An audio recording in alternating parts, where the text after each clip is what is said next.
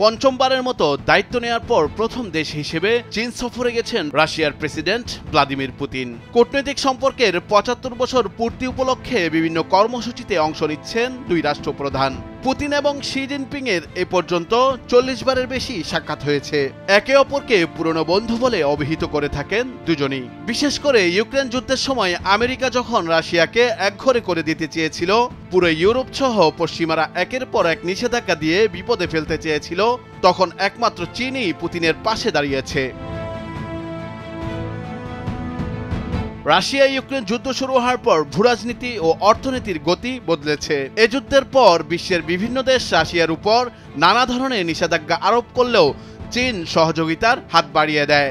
এমনকি চীনের প্রেসিডেন্ট ঘোষণা করেন রাশিয়ার সঙ্গে সহযোগিতার ক্ষেত্রে সীমা পরিসীমা থাকবে না। এ যুদ্ধ শুরু হওয়ার পর রাশিয়া ও চীনের মধ্যকার রাজনৈতিক ও অর্থনৈতিক সম্পর্ক আরও ঘনীভূত হয়েছে। দেশ দুটির মধ্যকার বাণিজ্য রেকর্ড উচ্চতায় পৌঁছেছে।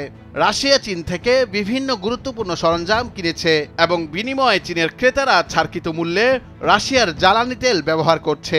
এই বাস্তবতায় রাশিয়ার প্রেসিডেন্ট ভ্লাদিমির পুতিন আবারও চীন সফরে এসেছেন।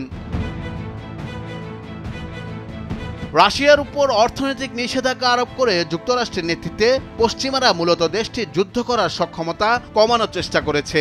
কিন্তু রাশিয়া নানাভাবে এসব নিষেধাজ্ঞা এড়িয়ে চীন, ভারত সহ বিভিন্ন দেশের সঙ্গে দ্বিপক্ষীয় বাণিজ্য করছে। পশ্চিমাদের নিষেধাজ্ঞার কারণে সবচেয়ে বড় যে পরিবর্তন এসেছে তা হলো রাশিয়া কার সঙ্গে বাণিজ্য করবে তার সেই অগ্রাধিকার বড় ধরনের পরিবর্তন এসেছে। চীন তাদের বড় অর্থনৈতিক অংশীদার হয়ে উঠেছে। পরিকল্পনা ছিল ২০২৪ সালের মধ্যে দেশটির দ্বিপক্ষীয় বাণিজ্য $২০,০০০ কোটি উন্নীত হবে, কিন্তু তার আগেই ২০২৩ সালে তা $২৪,০০০ কোটি উঠে যায়। এই পরিস্থিতিতে চীন এখন রাশিয়ার শীর্ষ বাণিজ্য অংশীদার। এ অর্জনে ভ্লাদিমির পুতিন ও শি জিনপিং উভয় খুশি। রাশিয়া ইউক্রেন যুদ্ধ শুরু হওয়ার পর রাশিয়া ইউরোপীয় ইউনিয়নের রপ্তানি কমেছে প্রায় ৬০%। সেই শূন্যস্থান পূরণ করেছে চীন। ২০২৩ সালে রাশিয়ায় $১১,০০০ কোটি পণ্য রপ্তানি করেছে চীন, অর্থাৎ ২০২১ সালের তুলনায় তাদের রপ্তানি বেড়েছে ৬৫%। এ সময় রাশিয়া সৌদি আরবকে হটিয়ে চীনের বৃহত্তম তেল সরবরাহকারী হয়ে ওঠে। ২০১৫ সালের পর তাদের দ্বিপক্ষীয় বাণিজ্য প্রায় ৪ গুণ হয়েছে। নুরুল আহসান, নিউজ ডেস্ক, ভোরের কাগজ।